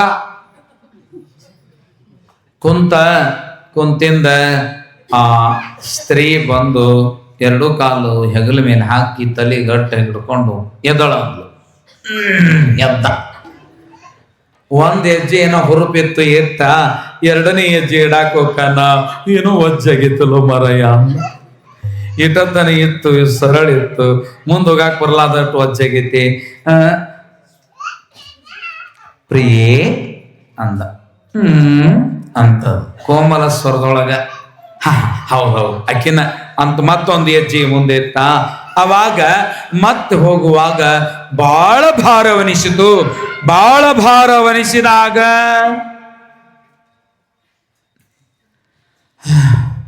ಯಾರು ನೀನು ಅಂದ. ನಾನೇ ಅಂತದು. ಒಳ್ಳೆ ನಾನೇ ಅಂದಾಗ ಇವ ಹೊತ್ಕೊಂಡಿದ್ನಲ್ಲ, ಇವನಿಗೆ ಸ್ವಲ್ಪ ಸಂಶಯ ಬಂತು. ಹಿಂಗ್ ಕಾಲು ಹಿಡ್ಕೊಂಡಿದ್ನಲ್ಲ, ಪಾದಗಳನ್ನು ನೋಡಿದ. ಯಪ್ಪ, ದಿನನಿತ್ಯ ನಮಸ್ಕಾರ ಮಾಡ್ತಿದ್ನಲ್ಲ ಭಗವಾನ್ ವೇದವ್ಯಾಸರ ಪಾದ. ಸ್ವಲ್ಪ ಹಿಂಗ ಕೈಯಾಡಿಸಿ ನೋಡಿದ. ಕೋಮಲೇ ಅಂದ. ಇಷ್ಟುದ ಗಡ್ಡ ಇದ್ದು ನೋಡಿ ನಾಚಿಗೆಯಿಂದ ಕೆಳಗಿಳಿಸಿದ. ಬರ್ಕೋ ಅಂದ್ರು. ಒಳ್ಳೆ ಏನು ಹೇಳಲಿಲ್ಲ. ಗುರುಗಳು ಬಹಳ ಕ್ಷಮಾಶೀಲರಿರ್ತಾರೆ ಗುರುಗಳು. ಇಷ್ಟು ಮಂದಿ ಅದಿರಲ್ಲ, ಎಷ್ಟು ಕೋತಿತನವು ಮಾಡಿದ್ರು ನಿಮಗೆ ಕಲಿಸೋದು ಬಿಟ್ಟಾರ ನಿಮ್ಮ ಗುರುಗಳು. ಅಂತಃಕರಣಶಾಲಿ ಗುರುನಾಥ ಅಂದ್ರ ಬರ್ಕೋ ಅಂದ್ರು. ಯಾಕೆ ಹೊತ್ಕೊಂಡಿ ಮಗನೇ, ನಿಂಗೆ ತಿಳಿಲಿಲ್ಲೇನು? ಹಿಂಗೇನು ಹೇಳಿಲ್ಲ ಅವರು. ಬರ್ಕೋ ಬರ್ಕೋ ಬರ್ಕೋ. ಅವಾಗ ಸುಮ್ಮನೆ ಅಲ್ಲೇ ಅರಳಿ ಗಿಡ ಬಿದ್ದಿತ್ತು, ಅದ್ರ ಎಲೆ ಎತ್ತು ಬರ್ಕೊಂಡ. ಮಾಯಾವೃತಮ್ಮಿದಂ ಜಗತ್. ಮಾಯೆಯಿಂದ ಸನ್ಯಾಸಿಗೂ ಬಿಡೋದಿಲ್ಲ, ಸಾತ್ವಿಕನಿಗೂ ಬಿಡೋದಿಲ್ಲ. ಬಿಡಬೇಕು ಅಂತಂದ್ರೆ ಮಾತೃವತ್ ಪರಧಾರೇಶು ಪರದ್ರವ್ಯಾಣಿ ಲೋಷ್ಟವತ್. ಮಾತೃವತ್ ಪರಧಾರೇಶು ಪರದ್ರವ್ಯಾಣಿ ಲೋಷ್ಟವತ್ ಆತ್ಮವತ್ ಸರ್ವಭೂತೇಷು ಯಃ ಪಶ್ಯತಿ ಪಂಡಿತಃ. ವೃದ್ಧ ಚಾಣಕ್ಯ ಉಕ್ತಿಯಲ್ಲಿ ಪರಸ್ತ್ರೀಯನ್ನ ತಾಯಿ ಎಂದು, ಪರರ ಬಂಗಾರ ಬೆಳ್ಳಿ ಹಣ ಮೊದಲಾದದ್ದನ್ನ ಕಲ್ಲಿಗಿಂತಲೂ ಅತತ್ತವೆಂದು, ಯಾವನು ಎಲ್ಲರಲ್ಲಿಯೂ ಶಿವನ್ನೇ ಕಾಣುವನೋ ಅವನೇ ಮಹಾತ್ಮನಾಗುವನು. ಹಂಗಾದ ಮಹಾತ್ಮರಾದ ಭಗವಾನ ವೇದವ್ಯಾಸರು ಹೇಳಿದ ಪುರಾಣವಿದು. ಈ ಪುರಾಣ ಯಾವುದು? ಶಿವಪುರಾಣ. ಭಗವಾನ ವೇದವ್ಯಾಸರು ಈ ಎಲ್ಲವನ್ನು ಗೆದ್ದವರು. ಶ್ರೀಮಂಡಿಶಿವಗಳು ಹೇಳ್ತಾರೆ, ಮದಶೋಕ ಮೋಹರತಿ ವಿಸರ ಗುರು ಬಾಧೆ ಘನವೆನಗೆ ಶಂಕರ.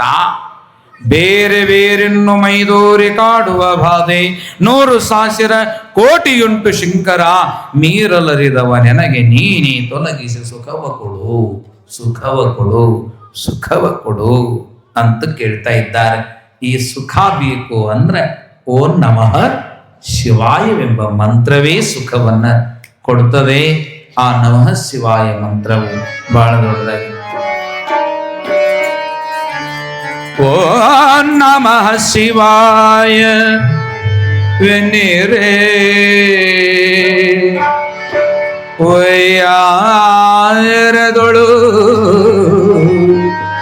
ಓಂ ನಮಃ ಶಿವಾಯವೆನ್ನಿರೇ.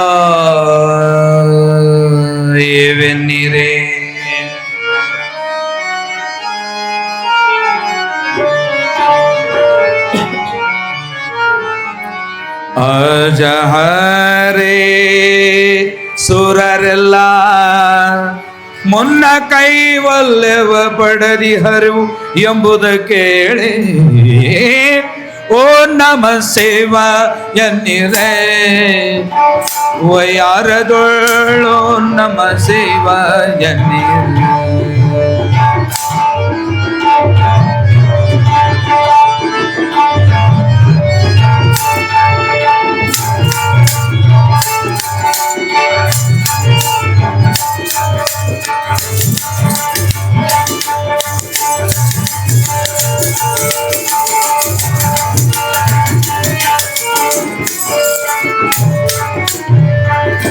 ಓ ನಮಃ ಶಿವಾಯ ಎನ್ನಿರೆ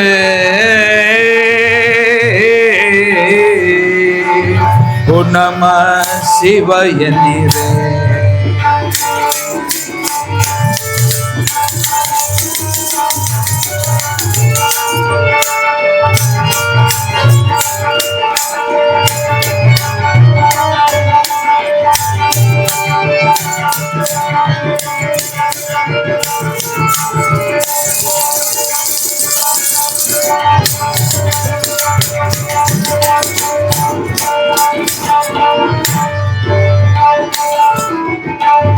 ಮಾಸ ಪಕ್ಷಗಳಾತಕ್ಕ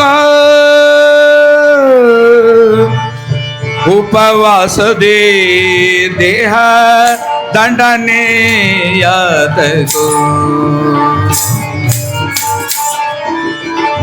ನಾಶವಾಗುವ ದೇಹದಾಸೆಯ ಬಿಟ್ಟು ನಿಮಿಷದೊಳಗೆ ಒಮ್ಮೆ ಈಶನ ನೆನೆ ನಿಮಿಷದೊಳಗೆ ಒಮ್ಮೆ ಈಶನ ನೆನೆಯಿರೆ ನಿಮಿಷದೊಳಗೆ ಒಮ್ಮೆ ಓ ನಮ ಶಿವಯನಿರೆ ವೈಯಾರದೊಳು ಓ ನಮ ಶಿವಯನಿರೆ.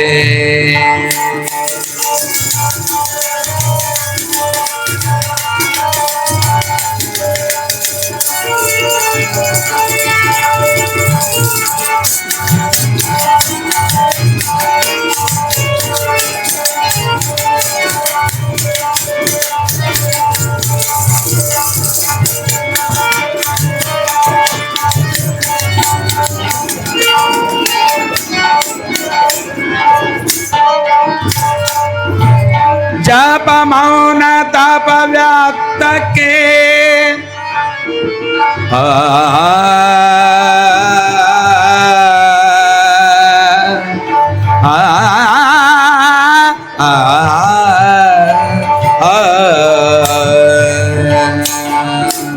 ಜಪ ಮೌನ ತಪ ವ್ಯಾತಕ್ಕೆ ಜಪ ಮೌನ ತಪ ವ್ಯಾತಕ್ಕೆ ತಾಮಸದಲ್ಲಿ ಕಪಟ ಭ್ರಾಂತಿಯದು ಯಾತಕೆ ಗುಪೇತದೊಳ್ ಗುರುತಿಟ್ಟು ಅಪರೂಪದ ಮತೆ ವಿಪರೀತದಿಂದ ಇನ್ನು ಹಗಲು ಇರಳು ಎನ್ನದನೇ ಹಗಲು ಇರುಳು ಎನ್ನದನೇನು ಓ ನಮ ಶಿವಾಯನಿದೆ ವಯಾರದೊಳು ನಮ್ಮ ಶಿವಾಯನಿದೆ.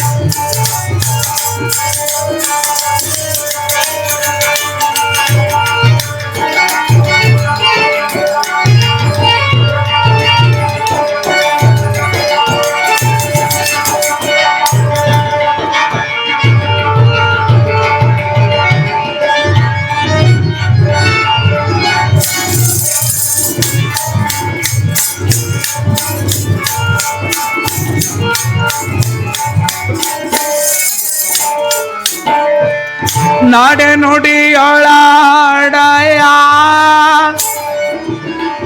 ನೋಡೆ ನುಡಿಯೊಳಗಾಡಯ ನಾಡೆ ನುಡಿಯೊಳು ಆಡಯ ನೀರಲ್ ಕೇರೆ ಒಡೆಯ ಪಂಚಾಕ್ಷರೇ ನುಡಿಯ ಹಿರೇಳು ಕೋಟಿ ಮಂತ್ರಕ್ಕೆ ತಾಯಿ, ಹಿರೇಳು ಕೋಟಿ ಮಂತ್ರಕ್ಕೆ ತಾಯಿ, ಒಡಲಾದ ಗಡಗಿನ ಶಿವ ಮಂತ್ರ ಗಡನೆ ನೀವು ನೆನೆಯಿರಯ್ಯ, ಗಡನೆ ನೀವು ನೆನೆಯಿರಯ್ಯ, ಗಡನೆ ನೀವು ನೆನೆಯಿರಯ್ಯ. ಓ ನಮ ಶಿವ ಎನ್ನಿರೆ ವೈಯಾರದೊಳು, ಓ ನಮ ಶಿವ ಎನ್ನಿರೆ.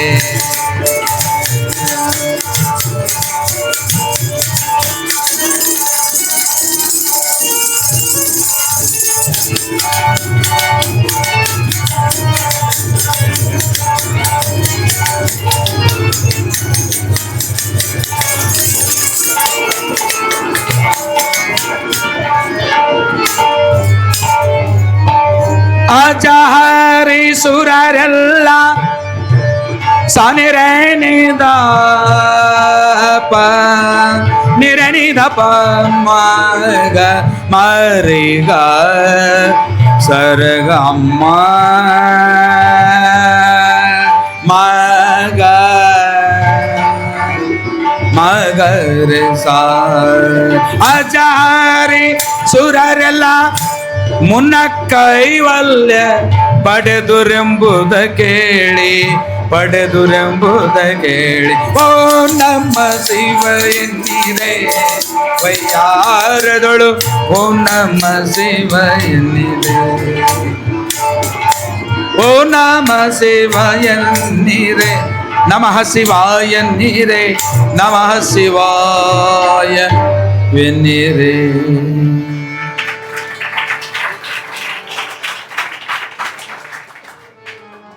ನಮಃ ಶಿವಾಯ ಎಷ್ಟಕ್ಷರ? ಪಂಚಾಕ್ಷರಿ ಮಹಾಮಂತ್ರ ನ ಮಹ ಸೇ ವಾಯ. ಪರಶಿವನ ಪಂಚಮುಖಗಳಿಂದ ಉತ್ಪತ್ತಿಯಾದ ಪರಮಾಕ್ಷರಗಳು. ಇವುಗಳಿಗೆ ಓಂಕಾರ ಸೇರಿಸಿದರೆ ಯಾವ ಮಂತ್ರ? ಷಡಕ್ಷರಿ ಮಂತ್ರ. 5 ಅಕ್ಷರಕ್ಕೆ ನಮಃ ಶಿವಾಯಕ್ಕೆ ಪಂಚಾಕ್ಷರಿ, ಓಂ ನಮಃ ಶಿವಾಯಕ್ಕೆ ಷಡಕ್ಷರಿ ಎಂದು ಹೆಸರು. ತಾಯಿ ತಂದೆಯರೇ, ಮುದ್ದು ಮಕ್ಕಳೇ, ಈ ಮಹಾಮಂತ್ರವನ್ನ ನೆನೆದು ವಿಷ್ಣು ತನ್ನ ಹೆಂಡತಿಯಾದ ವೈಕುಂಠದಲ್ಲಿ ಎಲ್ಲಿ ಮಲಗಿದಾನೆ ವಿಷ್ಣು? ಯಾವುದರ ಮೇಲೆ? ಶೇಷತಲ್ಪ. ಅವನ ಮಂಚ ಆದಿಶೇಷ.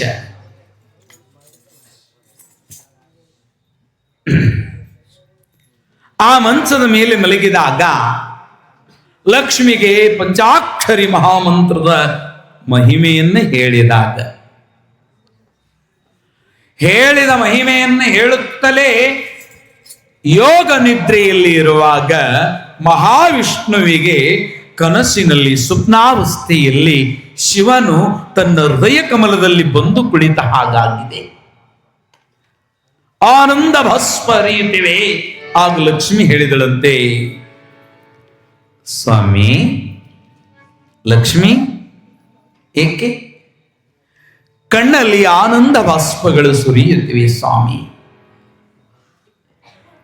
ಏಕೆ? ನನ್ನಯ್ಯನಾದ ಪರಮಶಂಕರನ ಆಗಮನ ಹೃದಯ ಕಮಲವೇ ತುಂಬಿದೆ. ಹೃದಯದಲ್ಲಿ ಪರಮಾತ್ಮನ ಪಾದಗಳು ಮೂಡಿವೆ. ಅದಕ್ಕಾಗಿ ಆ ಆನಂದವು ನನ್ನನ್ನ ಬಾಷ್ಪವಾಗಿ ಸುರಿಯುತ್ತಿದೆ.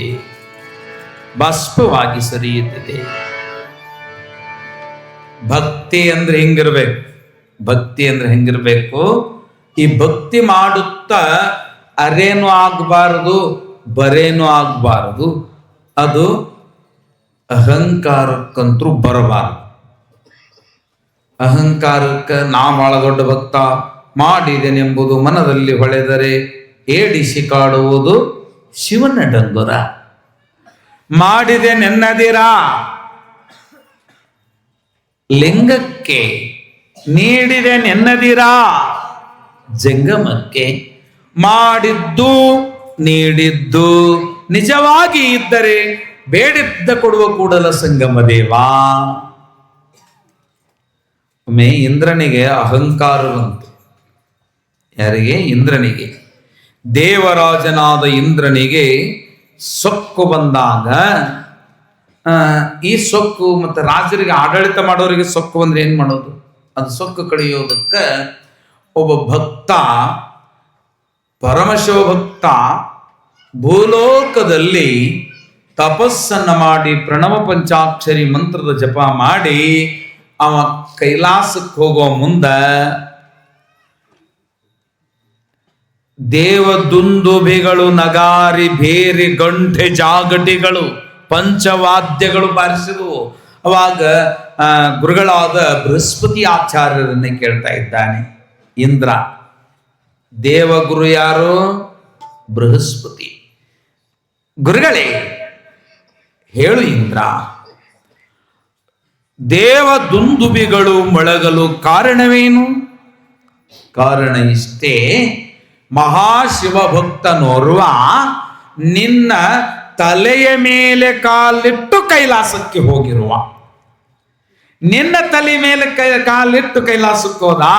ನಿನ್ನಲ್ಲಿ ಅಜ್ಞಾನವೆಂಬ ಅಹಂಕಾರ ಒಳಗಿದ್ದಕ್ಕ ಯಾರು ತಲೆ ಮೇಲೆ ಕಾಲಿಟ್ರು ನಿನಗ ಅರಿವಿಲ್ಲ. ಅಹಂಕಾರ ಮದ ಮನುಷ್ಯನಲ್ಲಿ ಮೂಡಿದಡೆ ಆಗುತ್ತೆ. ಅಹಂಕಾರವಿಲ್ಲದ ಭಕ್ತಿ, ಶ್ರದ್ಧೆಯಿದ್ದ ಭಕ್ತಿ. ಶ್ರದ್ಧಾವಾನ್ ಲಭತೆ ಜ್ಞಾನ. ಅಶ್ರದ್ಧಾಯಾಹುತಂ ದತ್ತ ತಪಸ್ತಪ್ತಂ ಕೃತಂ ಚಾಯತ್. ಯಾವನಿಗೆ ಶ್ರದ್ಧೆ ಇಲ್ಲವೋ ಜ್ಞಾನನೂ ಸಿಗಂಗಿಲ್ಲ, ವಿದ್ಯಾನೂ ಬರೋಂಗಿಲ್ಲ. ಹ್ಯಾಂಗೆ ಇರಬೇಕು ವಿದ್ಯಾರ್ಥಿಗಳಲ್ಲಿ? ನಿಮಗಾಗಿ ಒಂದು ಸಣ್ಣ ತುಕುಡಿ ಹೇಳ್ತೇನೆ ಕಥೆಯನ್ನ. ಶಂಕರಾಚಾರ್ಯರು, ಆದಿಗುರು ಶಂಕರರು ಕಾಶಿಯಲ್ಲಿ ವಾಸ ಮಾಡಿ ಪಾಠವನ್ನು ಹೇಳುವಾಗ ವಿದ್ಯಾರ್ಥಿಗಳು ಅನೇಕರು ಕಲಿತಿದ್ರು. ಗುರುಗಳು ಶಂಕರರು ಅವತ್ತ ಪಾಠನ ಶುರು ಮಾಡವಲ್ರು. ಹುಡುಗರೆಲ್ಲರೂ ಕೇಳಿದ್ರು, ಬುದ್ಧಿ ಶುರು ಮಾಡ್ರಿ, ಸಮಯ ಆಗ್ಯದ, ಶುರು ಮಾಡ್ರಿ, ತಡಿ ಅಂತ ಆ ಕಡೆಯಿಂದ ಈ ಕಡೆ, ಈ ಕಡೆಯಿಂದ ಆ ಕಡೆ ತಿರುಗಾಡಕತ್ತಿದ್ರು. ಯಾಕೆ ಎಂದರೆ ಅವರ ಮನವ ಗೆದ್ದ ಶಿಷ್ಯನೊಬ್ಬ ಇದ್ದ, ಅವನು ಆನಂದ. ಇಲ್ಲಿ ಬಿಸಿಲಿಲ್ಲ, ಗುರುಗಳ ರೇಷ್ಮೆಯ ಪಂಚಗಳು ಒಣಗುತ್ತಿಲ್ಲ ಅಂತ ಗಂಗಾ ನದಿಯ ದಾಟಿ ಆ ಕಡೆಯ ಭಾಗದಲ್ಲಿ ಇರುವ ಬಿಸಿಲಿನಲ್ಲಿ ಹರಡಿ ಒಣಗಿಸಿ ತರಬೇಕು ಅಂತ ಆ ಕಡೆ ಹೋಗ್ಯಾನ. ಆ ಕಡೆಯಿಂದ ಈ ಕಡೆ ಬರುವ ಅವನು ಒಣಗಲಿ ಅಂತಲ್ಲೇ ಕುಂತ. ಸಮಯ ಆಗಿದ್ದು ನೆನಪ ಇಲ್ಲ, ಪಾಠ ಪ್ರವಚನಕ್ಕೆ ವ್ಯಾಸಪೀಠ ಇಟ್ಟಿಲ್ಲ, ಚಿತ್ರಾಸನ ಅಥವಾ ದರ್ಭಾಸನ ಹಾಕಿಲ್ಲ. ಆಗ ಶಂಕರಾಚಾರ್ಯರು ಇಲ್ಲ ನೀವ ಆನಂದ ಆನಂದ ಅಂತ ಕರೆದರೆ, ಅಯ್ಯೋ ಗೊತ್ತಾಯಿತಲ್ಲ ಪಾಠಕ್ಕೆ ಅಂತಂದು ಮಡಿಬಟ್ಟೆಗಳನ್ನ ಇಟ್ಕೊಂಡು ಹೇಗೆ ತೊಯಿಸ್ಬೇಕು ಇವನ್ನ ಅಂತಂದು ಮಹಾತಾಯ ಗಂಗಾ ಬಂದೆ ಗುರುವೇ ಅಂತಂದು ಹಂಗೆ ಬರ್ತಾ ಇರುವಾಗ ಗಂಗಾದೇವಿ ಅವನು ಕಾಲಿಡುವಲ್ಲಿ ನೀರಲ್ಲಿ ಮುಳಗಿಸದೆ ಎರಡೂ ಕೈಯಿಂದ ಅವನು ಪಾದ ಇಡುವ ಜಾಗೆಯಲ್ಲಿ ಒಂದು ಹೂವನ್ನು ಇಡ್ತಾ ಇದ್ದಾಳೆ, ಕಮಲದ ಪುಷ್ಪವನ್ನ. ನೀರಿನಲ್ಲಿ ನಡೆದು ಬರುವಾಗ ಒಂದೊಂದು ಹೂಗಳನ್ನ ಇಟ್ಲಲ್ಲ, ಅದನ್ನ ನೋಡಿ ಅವನನ್ನ ಶಂಕರಾಚಾರ್ಯರು ಆ ಶಿಷ್ಯನನ್ನ ಏನೆಂದು ಕರೆದರು ಅಂದ್ರೆ ಶೂರ ಪದ್ಮ ಪಾದಾಚಾರ್ಯ. ಬಹಳ ದೊಡ್ಡಿದ್ದ, ಸೇವಾ ಅಷ್ಟೇ ಮಾಡ್ತಿದ್ದ. ಗುರುಗಳಲ್ಲಿ ಸೇವಾ ಮಾಡಬೇಕಾದ್ರ ಆಪ್ತ ಅಂಗ ಸದ್ಭಾವನ ಸ್ಥಾನ ಇಷ್ಟು ಮಾಡಿದಾಗ ಆಟ ಬರ್ತದೆ ನಿಮಗ. ದೌಡೆದ್ದು ಪುಸ್ತಕ ಮಸಡಿ ಮುಂದಿಟ್ಕೊಂಡು ಕಟಪಟ ಅಂತ ವಟವಟ ಅಂತ ಮಂತ್ರಾಪಠಣ ಮಾಡಿದ್ರೆ ಬರಂಗಿಲ್ಲ.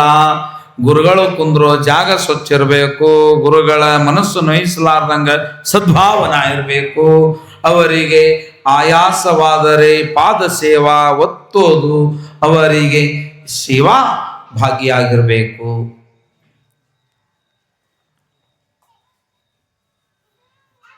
ಯಾವ ಕುಂದಗೋಳದ ರಾಮು ಅನ್ನೋ ಹುಡುಗ ಅಬ್ದುಲ್ ಕರೀಂ ಖಾನ್ ಹತ್ರ ಸಂಗೀತ ಕಲಿಯಾಕಿದ್ದ. ಗುರುಗಳು ಒಟ್ಟ ತಂಬೂರಿ ಕೊಡ್ಲಿಲ್ಲ ಅವನಿಗೆ. ಎಷ್ಟು ದಿವಸ ಕೊಡ್ಲೇ ಇಲ್ಲ. ಸಂಗೀತ ಪಾಠನ ಹೇಳೋರು, ಬರೀ ಮನೆ ಕೆಲಸ, ಕಟ್ಟಿಗೆ ಹೊಡೆಯೋದು, ಬಿ ಬೈಜಾನ್ ಅವ್ರದ್ದು ಅರ್ವಿ ಒಗೆಯೋದು, ಕಾಯಿಪಲ್ಲೆ ಎರಚೋದು, ಅಡಿಗೆ ಮಾಡೋದು, ಗಡಿಗೆ ತೊಳೆಯೋದು ಈತ ಮಾಡ್ಲಿಕ್ಕತ್ರು. ಆಗ ಅಬ್ದುಲ್ ಕರೀಂ ಖಾನ್ರು ಕುಂದಗೋಳದಿಂದ ಹೋದ ರಾಮ್ ಬಾವು ಅನ್ನೋ ಹುಡುಗ ಇನ್ನ 12 ವರ್ಷದವ ತಂಬೂರಿ ಕೂಡಿಸಿಟ್ಟಿದ್ರು. ಅವರಿಗೆ ಹೊರಗೆ ಹೋಗೋದು ಬಂತು. ಹೆಂಗಿದ್ದ ತಂಬೂರಿ ಹಂಗ ಇತ್ತು. ಅವ್ರು ಅವಸರದಿಂದ ಹೋದ್ರು. ಕಸ ಬೆಳಿಬೇಕು, ಸ್ಥಾನ ಸೇವಾ.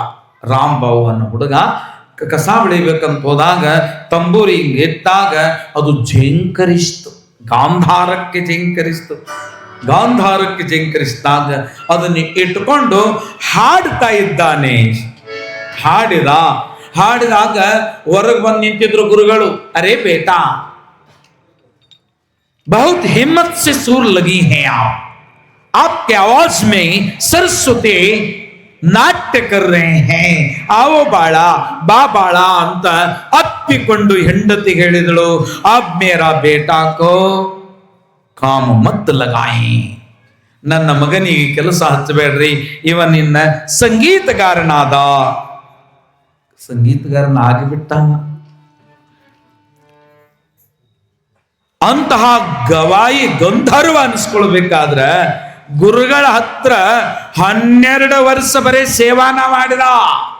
ಶಂಕರಾಚಾರ್ಯರ ಮುಂದೆ ಎಷ್ಟು ದಿವಸ ಆತು, ಎಷ್ಟೋ ಮಂದಿ ಕಲಿತೋದ್ರು. ಈ ಸೂರ ಪದ್ಮಪಾದ ಬರೀ ಸೇವಾನ ಮಾಡಿದ. ಅಪ್ಪಿಕೊಂಡು ಆನಂದನಲ್ಲವೋ ನನ್ನ ಮನವ ಗೆದ್ದ ಮನಾನಂದ ಮಾಡಿದ. ನೀನು ಶೂರನು ಪದ್ಮಪಾದನು ಅಂತ ಆಶೀರ್ವಾದ ಮಾಡಿದ್ರಲ್ಲ. ಸಾಂಖ್ಯ, ನ್ಯಾಯ, ಯೋಗ, ಅನೇಕ ಶಾಸ್ತ್ರಗಳು, 18 ಪುರಾಣಗಳು, 4 ವೇದಗಳು, 108 ಉಪನಿಷತ್ತುಗಳು ಎಲ್ಲವೂ ಬಂದುಬಿಟ್ಟು ಗುರು ಕೃಪೆಯೊಂದೇ ಸಾಕು ಮುಕ್ತಿಗೆ. ಅದಕ್ಕೆ ಇಷ್ಟು ಮಂದಿ ಇದರಲ್ಲಿ ಹುಡುಗರು ಎಲ್ಲರೂ ನಮ್ಮ ಗೆಳೆಯರು. ಗುರುಗಳ ಸೇವಾ, ಆಪ್ತ, ಅಂಗ, ಸದ್ಭಾವನಾ ಮತ್ತು ಸ್ಥಾನ. ಗುರುಗಳ ಮುಂದಿದ್ದಾಗ ಬಹಳ ಹುಣ್ರಿ ಅಂದು ಹಿಂದ ನೀವು ಹೆಂಗಾರ ಒತ್ತಿ ಕಾಟ ಒದ್ದಾಡಿದ್ರಂದ್ರೆ ನಿಮ್ಮ ಅಪ್ಪಗೂ ವಿದ್ಯಾ ಬರೋದಿಲ್ಲ. ಅದಕ್ಕೆ ಮುಖದ ಮುಂದ ನಯನಾಜೂಕತೆಯ ಕಲ್ಪಿಸಿ ಹಿಂದೆ ನೀವೇನು ಮಾಡಿದ್ರು ವಿದ್ಯಾ ಬರಬೇಕು ಅಂದ್ರೆ, ವಿದ್ಯಾ ಅಂದ್ರೆ ಸರಸ್ವತಿ ಸೀರೆ ಎಂತಹ ಬಣ್ಣದ್ದದ, ಸ್ವಚ್ಛದ, ಬಿಳಿಯಾದ ಶುಭ್ರ ವಸ್ತ್ರದ. ಆಕೆ ಆ ವಸ್ತ್ರಕ್ಕೆ ಸ್ವಲ್ಪ ಕಲುಷಿತ ಕಸರು ಹಚ್ಕೊಂಡಿಲ್ಲ ಅಂದ್ರೆ ಎಲ್ಲಿ ಸ್ವಚ್ಛ ಐತೆ ಅಲ್ಲಿ ಬಂದು ಕುಂದಿರ್ತ. ಅಂದ್ರೆ ನಿಮ್ಮ ಹೃದಯ ಪೀಠ ಎಷ್ಟು ಸ್ವಚ್ಛ ಇರಬೇಕು. ನಮ್ಮ ಹೃದಯ ಪೀಠ ಸರಸ್ವತಿ ನೆನೆಸ್ಬೇಕಾದ್ರೆ, ಒಂದು ಮಂತ್ರ ಬರಬೇಕಾದ್ರೆ ಮನಂತ್ರ ಈ ಮಂತ್ರ, ನೀವು ಕಲಿಯುವ ವೇದ ಮಂತ್ರ ಅದು ಪರಮಾತ್ಮನಿಂದ ಬಂದಿದ್ದು. ಅವತ್ತು ವೇದ ಕಾಲದೊಳಗುನು ಗಂಟಿ ಮಂತ್ರ ಆಟ ಐತೆ. ಅದು ಆಗ ಮಾರ್ತಾಂತು ದೇವಾನಾಂ, ಅವಾಗ ಹೆಂಗಿತ್ತು ಈಗೂ ಹಂಗ ಐತಿ. ಎಲ್ಲಿ ಸ್ವರ್ಗಿಲ್ಲ ಕರಗೈತಿ ಇಲ್ಲ. ಒಟ್ಟ ಕರಗದ ವಸ್ತು, ತೀರದ ವಸ್ತು, ಬಳಕೆಯಾದರೂ ಬಳಸಿದರೂ ಮುಗಿಯದ ವಸ್ತುವೇ ವೇದ ಅರ್ಥಜ್ಞಾನ. ಅದನ್ನು ಕಲಿಲಿಕ್ಕೆ ಬಂದಿದ್ದೇವೆ ನಾವು ನೀವೆಲ್ಲ. ಗುರುಗಳಲ್ಲಿ ಎಷ್ಟು ಭಯಭಕ್ತಿ ಇರಬೇಕು. ಹಾಗೆ ಇದ್ದವನಿಗೆ ಮಾತ್ರ ಗರ್ವ ಬರೋದಿಲ್ಲ. ಗರ್ವಿಷ್ಠನಾದ ಇಂದ್ರನೇ, ನಿನ್ನಲ್ಲಿ ಭಕ್ತಿಯ ಕೊರತೆ ಯಾವುದರಿಂದಾಗಿದೆ ಅಂದ್ರೆ ಅಹಂಕಾರ. ನಾನು ಭಕ್ತ, ದೇವತೆಗಳಿಗೆ ಅರಸ ಅಂತ ಅಂದಕ್ಕೆ ನಿನ್ನಲ್ಲಿ ಭಕ್ತಿಯ ಕೊರತೆ ಆಗೈತೆ. ಭಕ್ತಿ ಅಂದ್ರೆ ಹೆಂಗಿರ್ಬೇಕಂದ್ರೆ ಕನಸಿನಲ್ಲಿ, ಅರಿವಿನಲ್ಲಿ, ನಿದ್ರೆಯಲ್ಲಿ ಶ್ರೀಮನ್ ಮಹಾವಿಷ್ಣು ಹೆಂಡತಿಯ ಪಕ್ಕದಲ್ಲಿದ್ದರು ಶಿವನನ್ನ ಮರೆಯಲಿಲ್ಲ. ಹೌದಿಲ್ಲ? ಶಿವನನ್ನ ಮರೆಯಲಿಲ್ಲ. ಅದಕ್ಕೆ ಶಿವನನ್ನ ತೋರಿಸಿ ಪಾರ್ವತಿ, ಅಮ್ಮ ಪಾರ್ವತಿ ಅಂತ ಎದ್ದವನೇ ಆ ಯಾವ ಪರಶಿವನನ್ನ ನೋಡಬೇಕು, ಅವನ ಪಾದ ಪದುಮಗಳನ್ನ ನೋಡಿ ಕೊಂಡಾಡಬೇಕು ಅಂತ ಪರಮಾತ್ಮನನ್ನ ಬಯಸಿ ಬರುವಂತಹ ದಿವ್ಯ ಭಾಗವತೋತ್ತಮ ಮಹಾವಿಷ್ಣು. ಎಂತಹ ಪುಣ್ಯಾತ್ಮ ಪರಮಾತ್ಮನನ್ನ ನೋಡಲಿಕ್ಕೆ ಹಾತೊರೆದು ಬರ್ತಾ ಇದ್ದಾನೆ.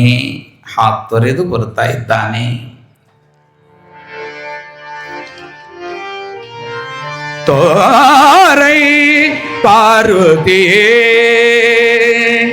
ಶಂಕರನ ರಜತಾದ್ರಿ ನಿಲಯನ ರಜನೀಶ ಧರನ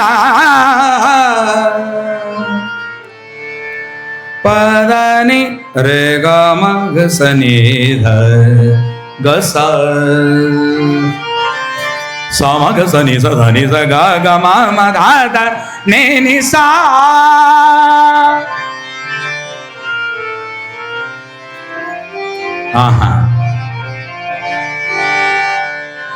ತೋರೈ ಪಾರ್ವತಿಯೇ ಶಂಕರನ ತೋರೈ ಪಾರ್ವತಿಯೇ ಶಂಕರನ ತೋರೈ ಪಾರ್ವತಿಯೇ ಶಂಕರನ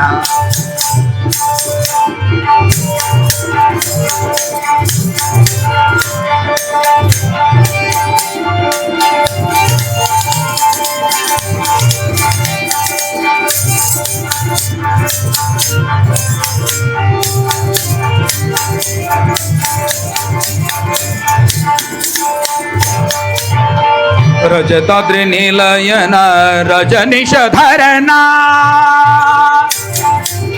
ರಜತಾದ್ರಿ ನಿಲಯನ ರಜನಿಷಧರನ ತೋರೈ ಪಾರ್ವತಿಯೇ ಶಂಕರನ ತೋರೈ ಪಾರ್ವತಿಯೇ ಶಂಕರನ.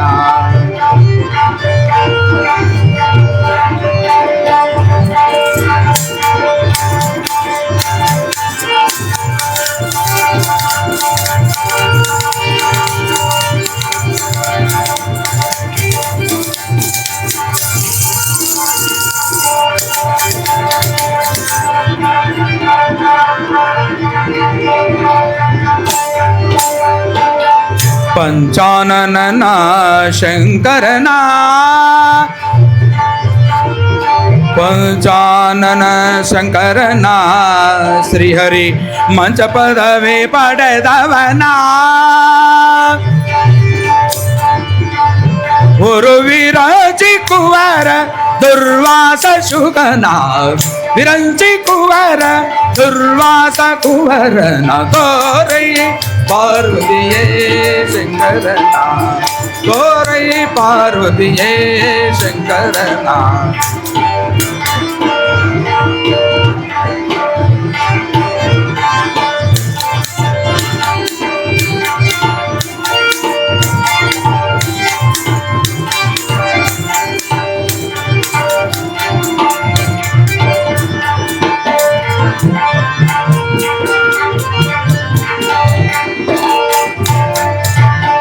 ನಂದಿಸು ಚಂದನ ಶಿವನಗರಳ ಕಂದರ ನಂದಿಸು ಚಂದನ ಶಿವನ ಗರಳ ಕಂದರ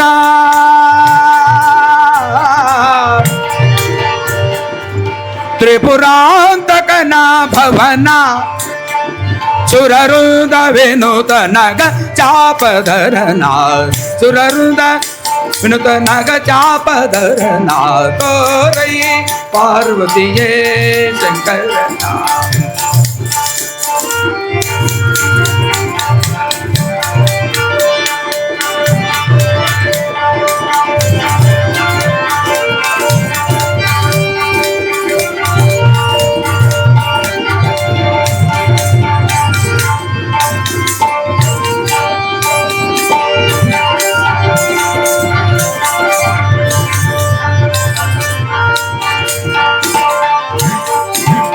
समझ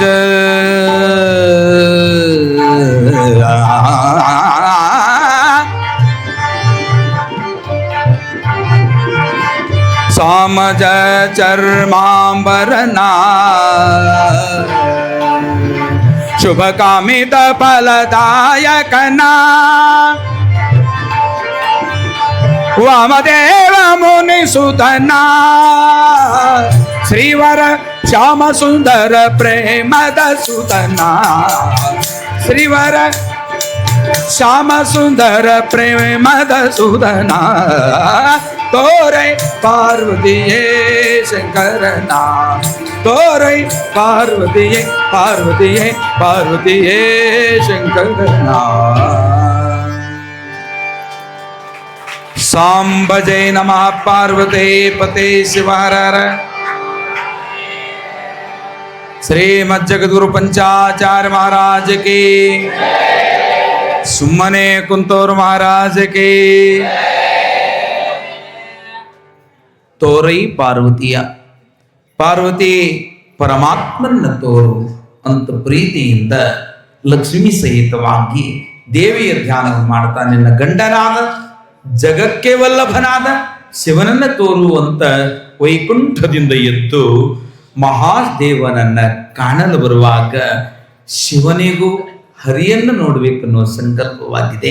ಅವನು ಕೂಡ ಕೈಲಾಸದ ಪೀಠದಿಂದ ಎದ್ದು ಪಾರ್ವತಿಯನ್ನು ಕರೆದುಕೊಂಡು ಇಬ್ಬರು ಬ್ರಹ್ಮಾಂಡದೊಡೆಯರು ಕೂಡಿ ಒಬ್ಬರಿಗೊಬ್ಬರು ನೋಡಿ ಆನಂದವನ್ನು ಪಡ್ತಾ ಇದ್ದಾರೆ.